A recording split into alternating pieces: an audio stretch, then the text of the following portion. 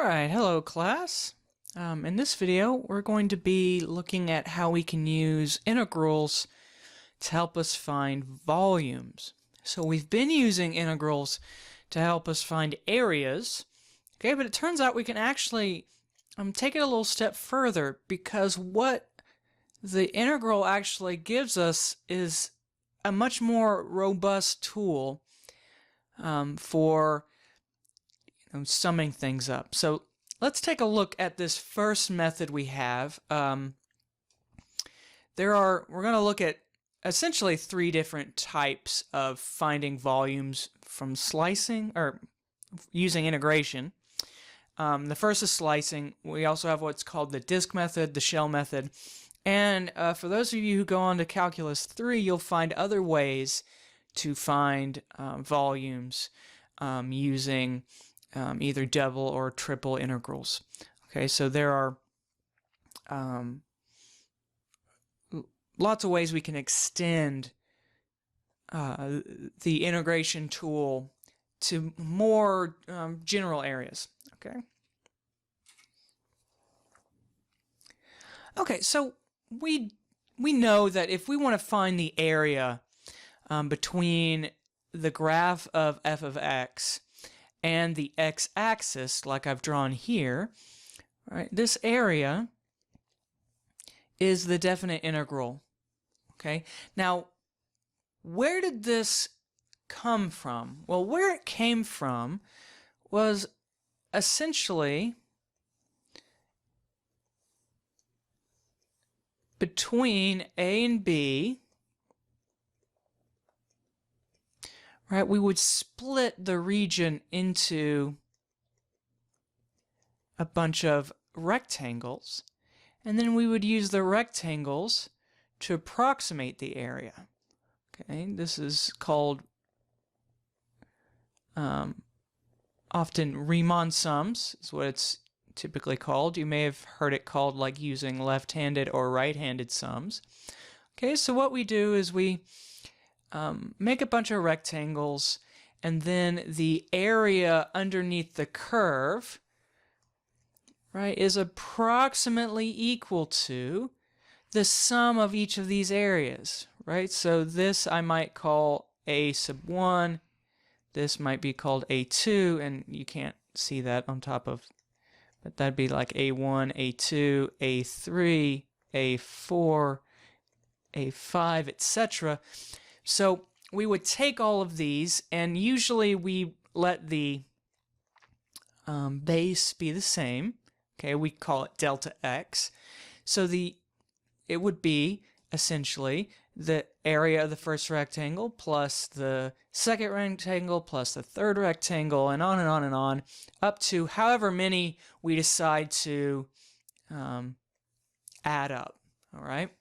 And the area of each of these, well, it's going to be the base, which is this delta x, and the height we get from some value f of, say, x sub k. Okay, and let me call that n. Yeah, we'll call that n. Okay, so what ends up happening is each one of these areas, say area 1, will be the base times the height. So it'll be this f of x sub 1 times delta x. Okay, so the area is approximated by the sum of k going from 1 to n of f of x sub k times delta x. Okay, and then if we use smaller and smaller rectangles, well, eventually what happens is we get something that is extremely close to the actual area. So if we shrink the bases down to 0, that would be our shrink. So in other words, we're letting our delta x's go to 0. What we're essentially doing is taking rectangles that almost have base 0, and what we end up doing is we start filling in the area we're looking for. Okay, to get the area. So it turns out that the area itself is actually equal to the limit as n goes to infinity of the sum as k goes from 1 to n of f of x sub k delta x. And the delta x goes to 0 at the same time. Okay, and it turns out that is the definite integral from a to b of f of x dx. Right? The delta x becomes a dx when it gets arbitrarily small. All right, and then this integral sign, if you ever wondered where the integral symbol came from, it's an s for sum. Okay, the integral sign actually means sum. It's an infinite sum. It's an infinite sum of things such that we're summing up an infinite number of things that are very small. Each piece is very small, and when you add them all together, you end up with something that's finite, typically, or maybe not so much if you think about the improper integrals that we looked at in one of the previous lectures. So it's actually an infinite sum of typically really small things.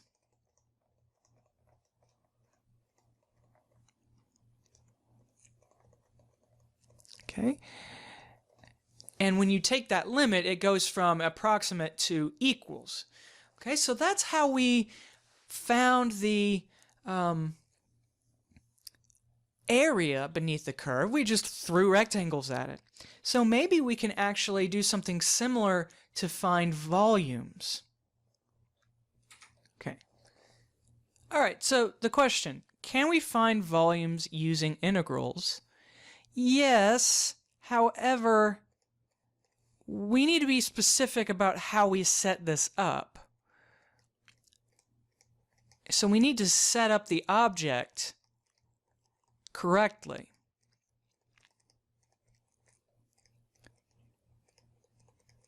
Okay, so imagine I have a three-dimensional object I place on the xy plane. All right, so suppose here's the xy plane, and let's say it has, I don't know, let's give it a square base. Okay, and suppose at each x, as we go from, let's say x goes from a to b, right, at each x, there's a two-dimensional shape that we can find.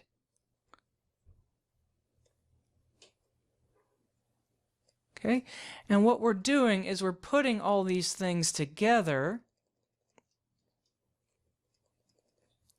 to create a three-dimensional object.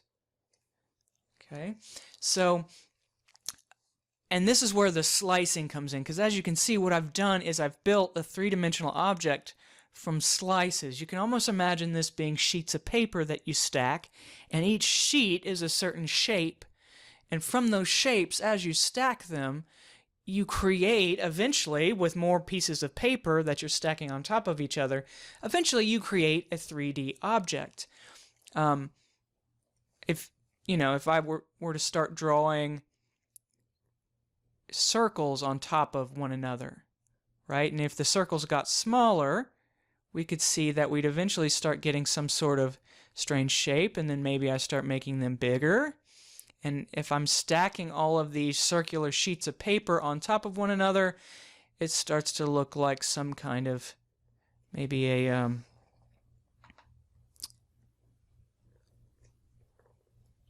Dr. Seuss kind of thing.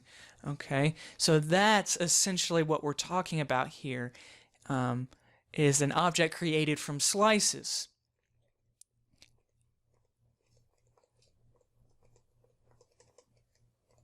Okay, and if we can do this, if we can set it up with slices, okay, we can actually use integration to find the volume, because for each x, if I pick an x in here, right, here's x, we have a base, and it makes an object, right, and the area of this object say is given, say we can find the area of this slice.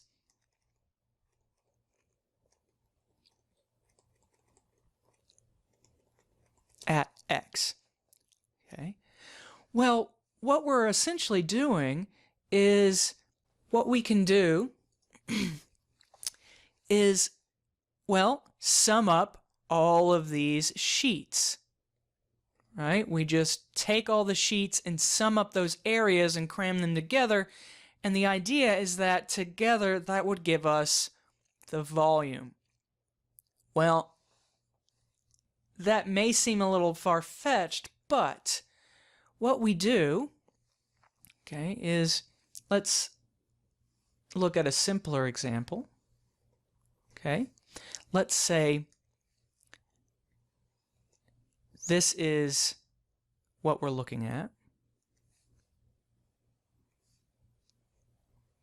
Okay, so let's say here's A, here's B, here's the x-axis, here's the y-axis.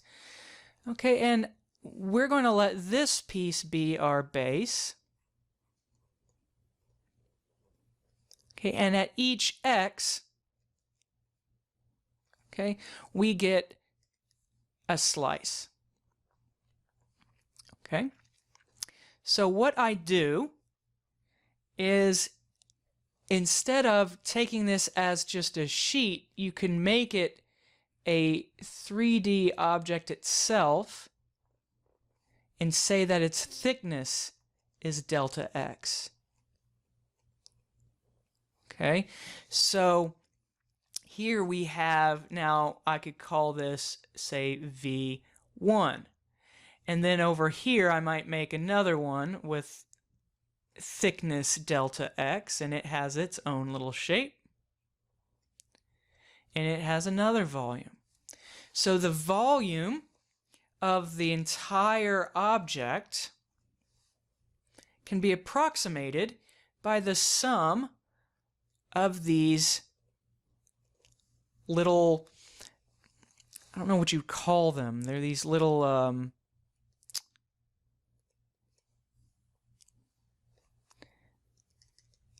I guess you'd call them, I don't know, little slices, little discs, little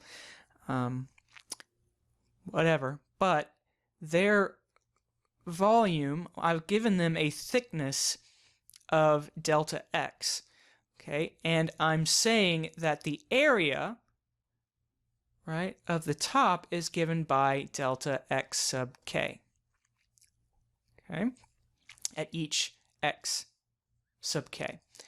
Okay, and so the volume of this little guy here, well, since all I've done is I've taken an area and given it a height, essentially, or a thickness, its volume is going to be the area times the length of the base. Okay, so this sum ends up being the sum as k goes from 1 to n, okay, of the area at each x that we're looking at times delta x. Well, if we take the number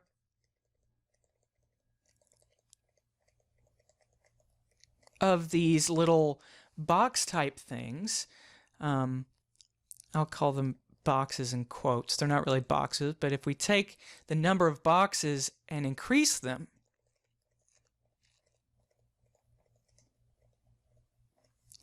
while decreasing delta x, so I'll say while decreasing the thickness,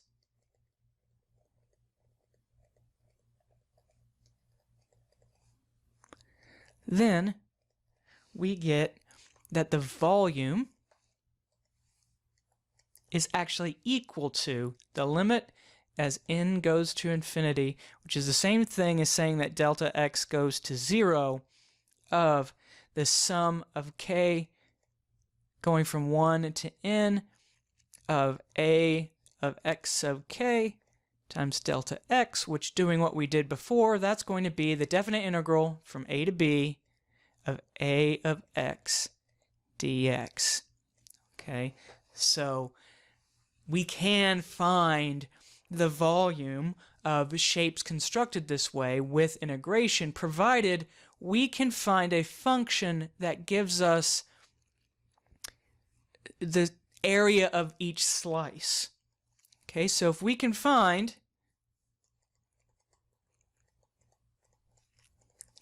the area of each slice,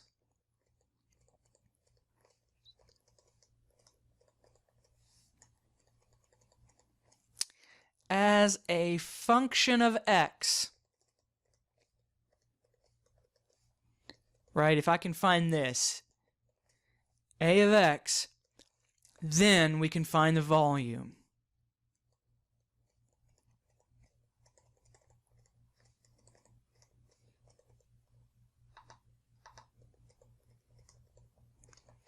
And it's the definite integral from a to b of a of x dx.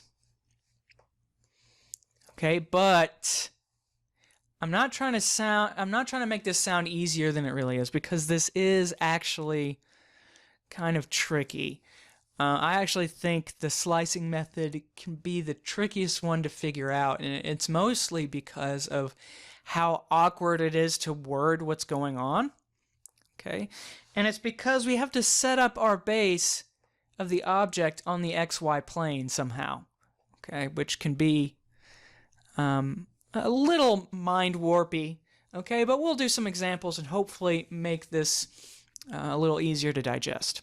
All right, so let's do that. Let's just start looking at some examples to show you kind of what we're talking about.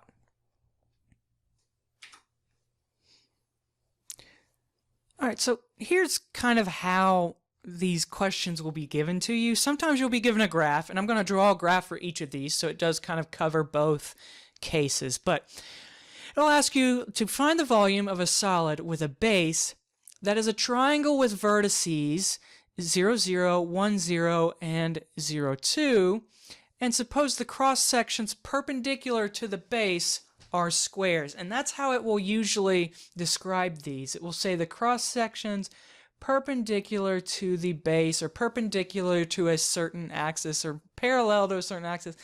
They'll write them as cross sections, but what they're saying is these are the slices. All right, the slices are perpendicular to the base, and they're squares, right? There's a big keyword to help us there. Okay, so I'm going to try to draw a picture of this. All right, that's not terrible. Okay, so I'm going to draw the base. So it's going to be, let me use a different color there. The base is a triangle, okay, with vertices 0, 0. So maybe I should label my axes like a good human being does. Okay, so there's x and y. Okay, so I'm going to draw a point at 0, 0. At 1, 0, so 1, 0 would be like here, and 0, 2 would be like up here.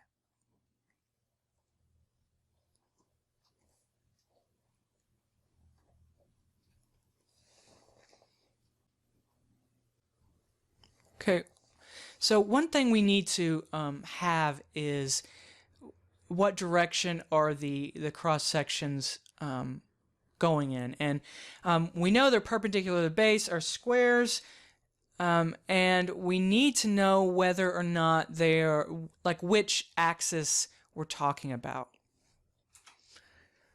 All right, so I'm sorry, what I forgot to write here was not just that they're perpendicular to the base, but perpendicular to the base and the x-axis. All right, we need to know which axis we're talking about. I do apologize for that. I didn't write all of it down. So perpendicular to the x-axis, that means going in this direction, going in the y direction. And here's what this is telling us. All right, it tells us that these cross sections, okay, are squares. So they're perpendicular to the x-axis. Okay, so if I start drawing a line here that's perpendicular to the x-axis, I'm trying to get it to go right. All right, so here is part of a cross section, and I'm going to draw a square.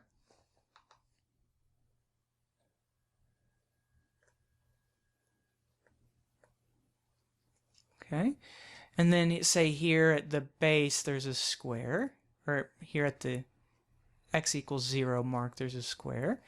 There's a square maybe right here that's a little littler.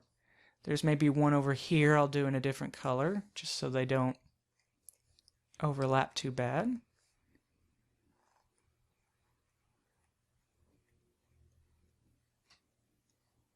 Okay, that was awful.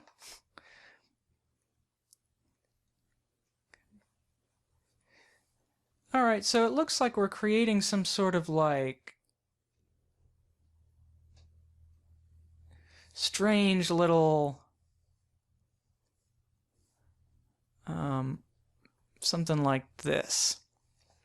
Okay, these can be hard to visualize, but each slice is a square.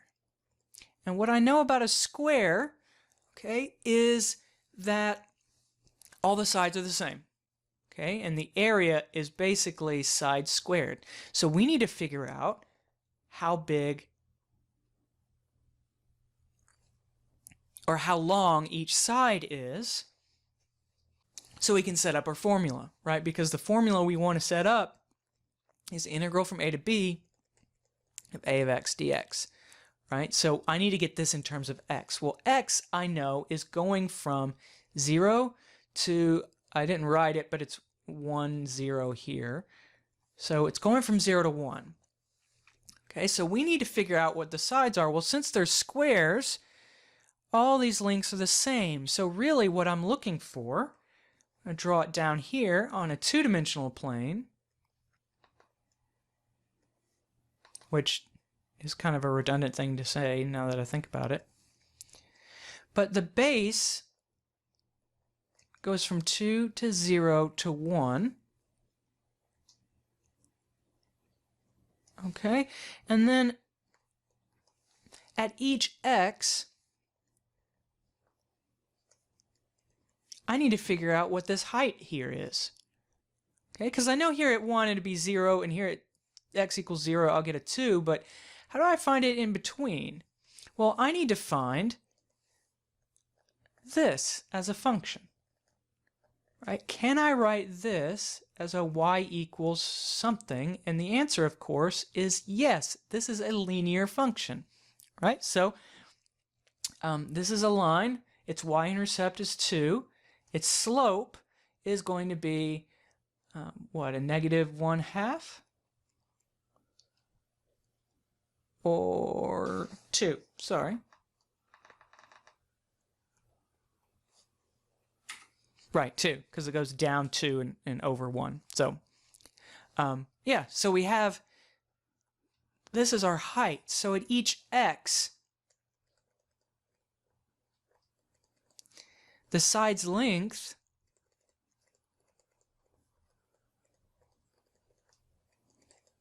is 2 minus 2x.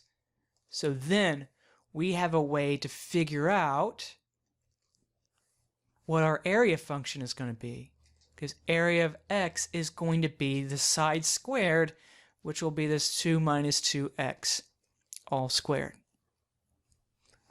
Okay, then we can find the volume of this shape with this integral. Integral from 0 to 1 of 2 minus 2x all squared dx. Okay, and I don't want to spend too much time on the integration part because it's really the setup that we need to worry about. But we'll need to FOIL this out. So this will be 4 minus 8x plus 4x squared.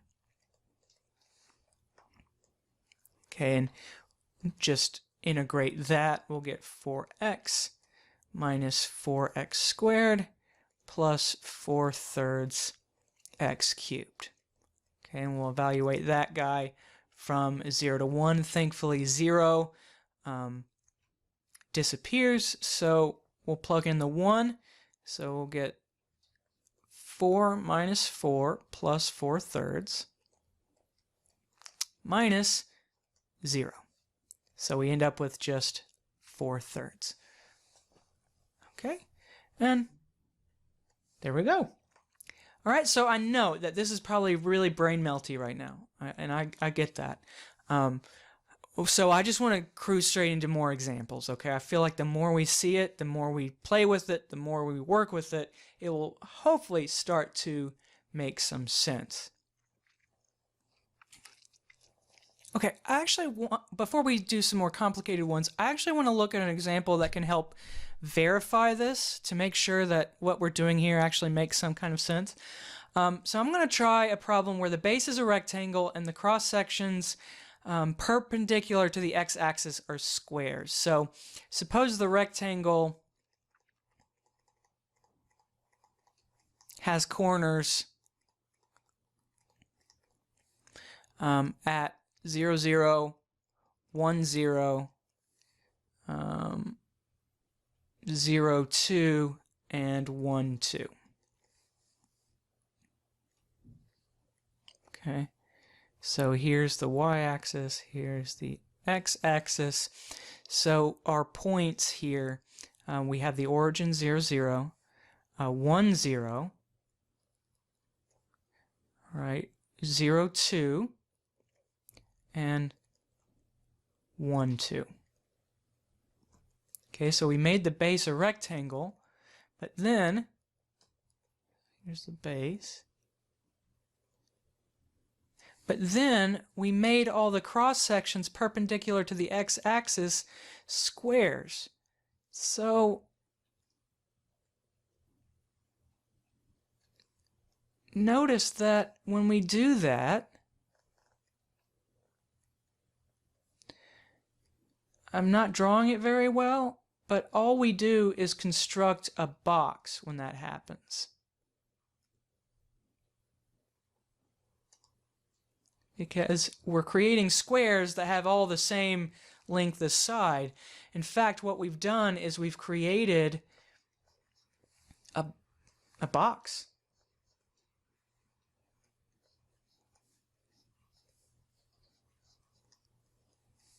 Okay, and we know what the volume of a box is. It's just the length times the width times the height.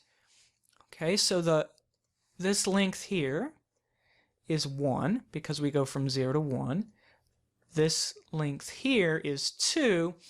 And if this base is 2 and we're making squares out of that, that means this needs to be 2. So I know that the volume is going to be 1 times 2 times 2, which should be 4.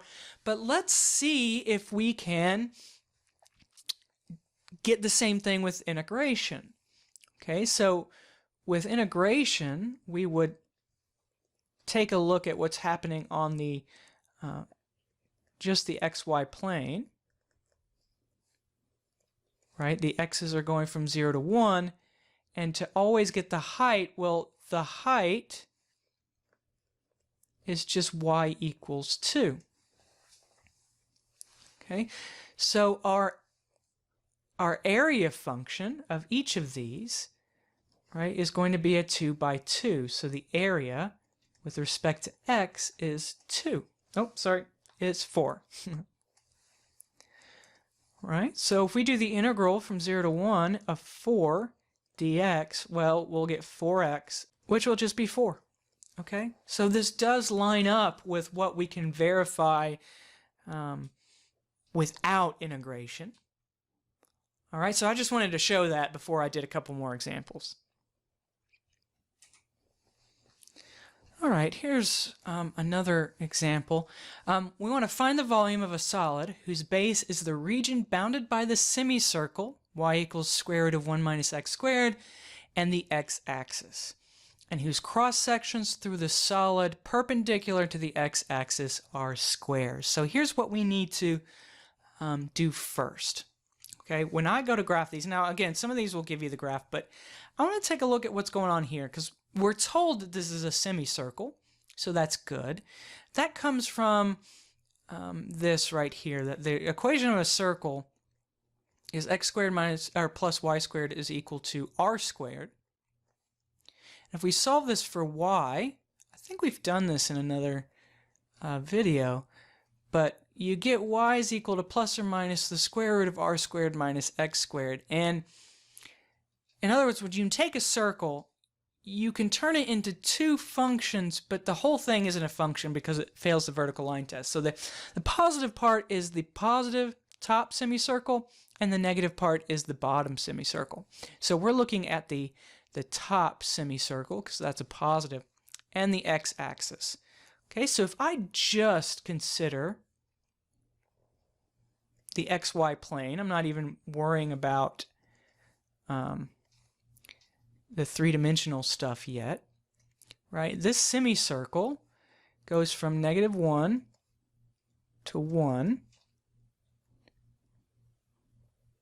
right? And there we go. Not a great drawing on my part, but there's the semicircle, and it says it's bounded by the semicircle and the x-axis. Well, if we then take the x-axis, and there we go, there's the base. It's this piece of the semicircle here. Okay, so we will come back to this in a moment. Then what's happening is if we put this on a three-dimensional set of axes, trying to do this on the fly is, you know, not awesome, but that means that our base, actually let me do it in pink to let it match. Okay, so we'll have here at -1, here at 1, also here at 1. Unfortunately, when you move circles to 3D, they start to look a little wonky. Okay, but so here is the base. All right, and then what we're told is that the cross sections for the solid perpendicular to the x-axis are squares. So we're doing squares again. So here we made the base more complicated, but we're still dealing with squares. So if I take any x here, what I'm told is its cross section is a square. Okay, so what's happening is we have little squares here, very small squares here, maybe a bigger square out here, closer to the middle of it. Okay, and then something like this. Okay, we don't really need to know what this looks like. It probably looks fairly odd because on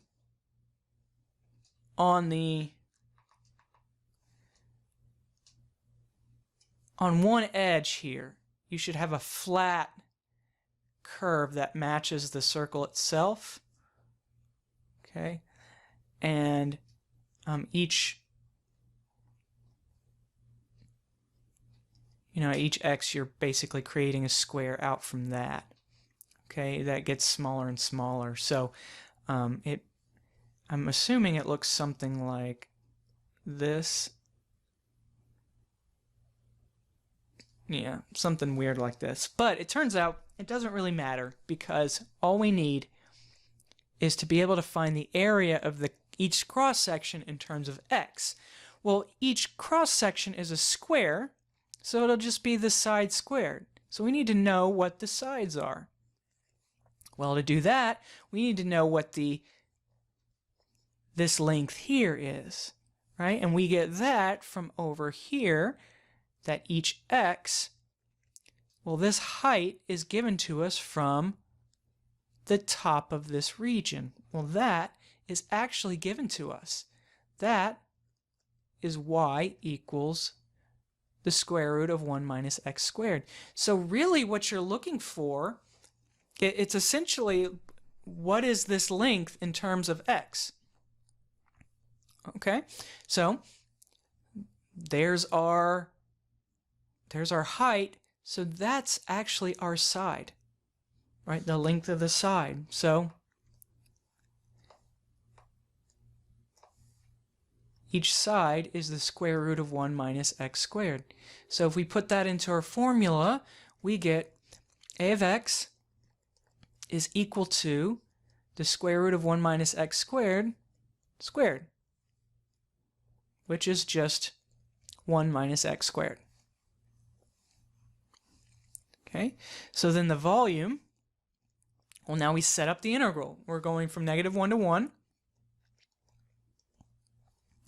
and it's just this a of x function, 1 minus x squared dx. Okay, when we integrate, we'll get x minus a third x cubed from -1 to 1, and we'll plug in the 1, subtract by plugging in the -1. Okay, so we'll end up getting 2 minus 2/3, and so that is 6/3, so that'll be 4/3 at the end. All right. Hopefully, if I did that correctly. This part isn't what's important. It really is this setup here. Getting to here is what's really the make or break. Okay. All right. Let's do another example. All right. So for this example, we're asked to find the volume of the solid whose base is the region bounded by these curves y equals x squared and y equals 2 minus x squared, and whose cross sections through the solid are equilateral triangles. Okay, so what I want to do first, of course, is check out what's going on just the xy plane. Okay, so y equals x squared is this parabola here. And 2 minus x squared is this parabola here. And actually, now that I think about it, I'm going to want to use another color to make these look a little different. Okay.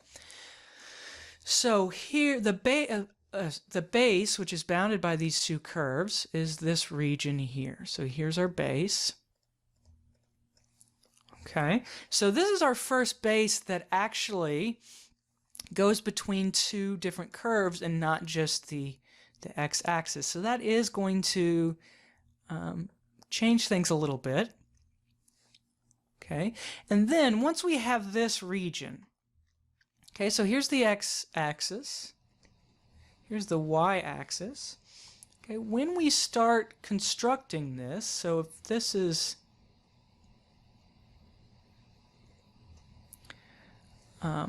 what our base looks like, looks something like this.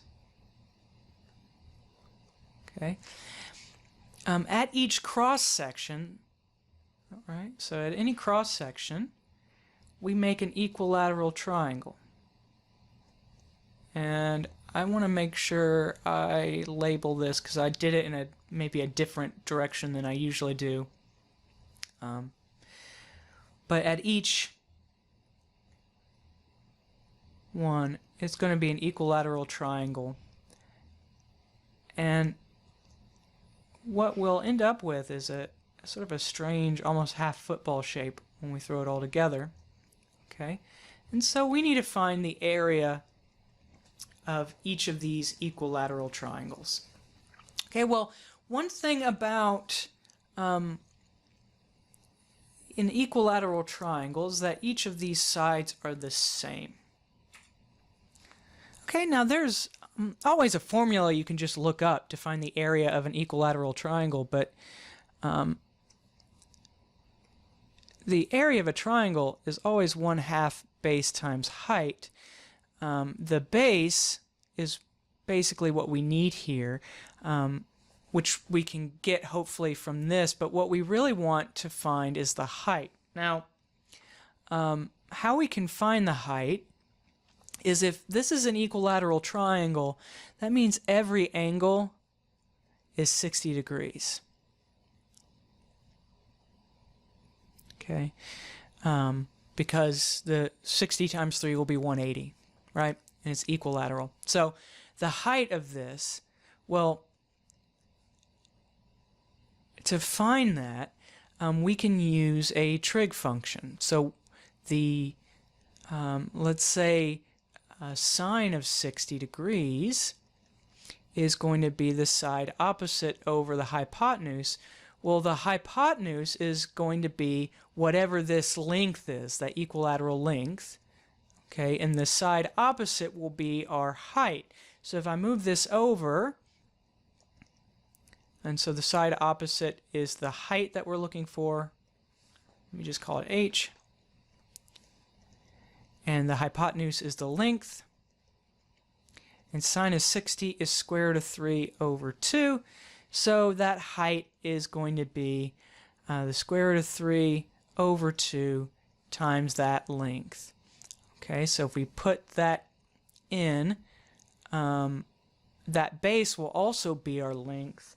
So really, our area function is going to be root 3 over 2 times this length squared. Okay? And again, this is a formula you could just look up, but if you don't have it handy, or, you're curious, that's where it comes from. So we need to find this height right here to figure out what the length of each of these sides of these triangles is going to be. Okay, so to do that, I need to know the length between, well, this curve and this curve. Well, to do that, that's basically how we did the region between curves. It's top minus bottom. So the top is 2 minus x squared, and the bottom is simply x squared. Okay, so the length in this case is going to be 2 minus 2x squared. Well, that looks real familiar. Okay, so then the area function, which I'll put into here, the area with respect to x is going to be square root 3 over 2 times 2 minus 2x squared, all squared. Okay, and we'll get some cancellations here. Right, let me FOIL that out, and that'll be 4 minus 8x squared plus 4x to the 4th. And we can factor a 2 out of here to cancel with that 2. Right, that 2 will cancel with this and leave a 2, leave a 4, and leave a 2. Okay, so our area function is going to be root 3 times 2 minus 4x squared plus 2x to the 4th. All right. Now, we need to set up our integral. Well, we need to know where x is going to and from. So what are these x values? Okay, and we do that like we did before by setting these guys equal to one another. Okay, so you'll set your 2 minus x squared equal to your x squared. You move the x squared over to get 2 is equal to 2x squared. So 1 is equal to x squared, so that means x is equal to plus or minus 1. Okay, so the volume of this solid is going to be the definite integral from -1 to 1 of the square root of 3 times 2 minus 4x squared plus 2x to the 4th dx. Okay, so I'm going to leave this one here because I think you'd probably rather see me set one up than integrate something like this. So let's set another one up. All right, so here we're wanting to find the volume of a solid whose base is bounded by the parabola y equals 1 minus x squared only in the first quadrant. Okay, that's good. And the cross sections through the solid perpendicular to the y-axis, and that's where things are a little different here, are semicircles. Okay, so let's see what's happening first on the xy plane, just in 2 space. So if here's x and here's y, we're looking at the parabola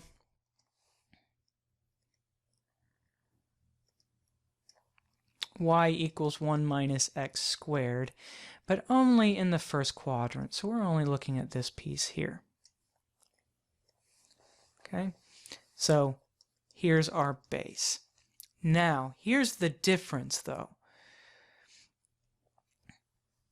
Now when I go to draw this, so if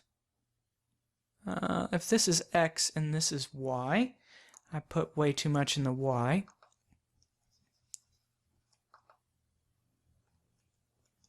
Okay, so here is our base, makes a parabola.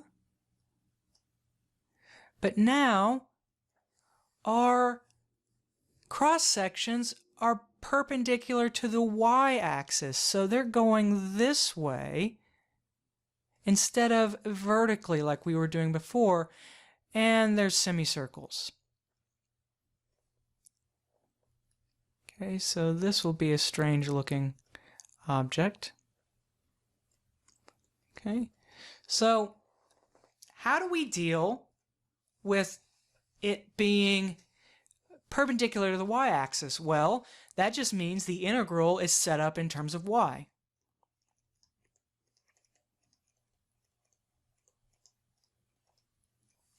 So that means we are making cross sections this way. Okay, and so we need to set up our integral in terms of y. So instead of it being areas in terms of x, now it's areas in terms of y. Okay, well, in order to do that, remember, when we do things in terms of y, we talk about left versus right. So the left side and the right side, well, it'll be right minus left, so that's how we always do it when we're talking about y-based integrals. Well, the right side is this, and we need it as an x equals something. Okay, so we'll say move this over, negate, so we get 1 minus y is equal to x squared, so then x is equal to plus or minus the square root of 1 minus y. So the question becomes, well, which one do we pick? Do we pick the positive one or the negative one? Okay, well, notice that x and y in quadrant 1 are both positive.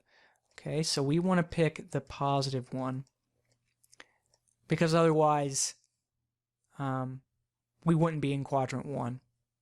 Okay, so that's what we're going to do. We're going to pick the positive side. All right, so now when we set up our integral, the volume is going to be going from 0 to 1, so that's our y's. Now, we need our area function. Okay, so to find that, well, we are making semicircles out of this line, right? So that is not, we're not using that as the radius, that's our diameter. So our diameter is the square root of 1 minus y. All right, so that means 1/2 that is our radius. So the radius is going to be 1/2 times the square root of 1 minus y. Okay, now the area of a semicircle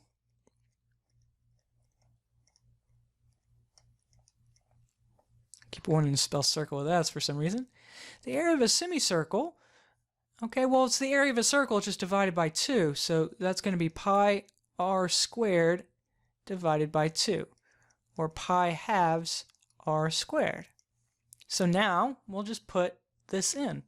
So a of y is going to be pi over 2 times this whole thing squared. So 1/2 square root of 1 minus y all squared.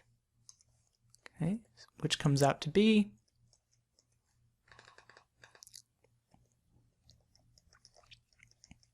pi halves. 1/2 squared is 1/4. Squared is stuff squared. We just dropped the square root. And we'll get pi eighths times 1 minus y. So that's what we will stick into our volume integral. So v is going to be the integral from 0 to 1 of pi eighths times 1 minus y dy. And there we go. Okay, so it's always a matter of finding the area of the slices. So finding what direction the slices go in, what's the shape of the base, and how do you find the area of each slice in terms of a single variable. Okay, so hopefully that'll get you rolling on the homework, and in the next video we'll start talking about using disks, which is actually a special case of the slice method, essentially.